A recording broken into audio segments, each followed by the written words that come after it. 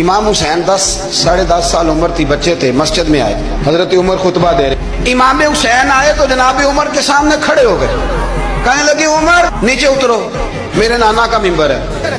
हजरत अली कहने लगे हुसैन ये क्या कह रहे हो, बैठ जाओ। तो हजरत उमर फारूक फरमाने लगे अली आप ना बीच में हैं, ये मेरा और हुसैन का मामला है, आप नहीं बीच में हैं, आप हट जाएं, मेरा और हुसैन का मसला। क्या कहा बेटे?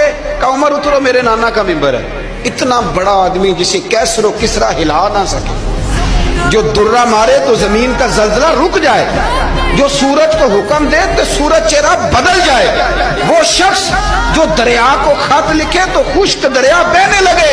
उमर उतरो, मेरे नाना का मिंबर है। फारूक आजम जमीन पे उतर आए, हाथ बांध के खड़े हो, कहने लगे हुसैन मैं उतर गया, पुत्र मिंबर तो तेरा है या तेरे नाना का।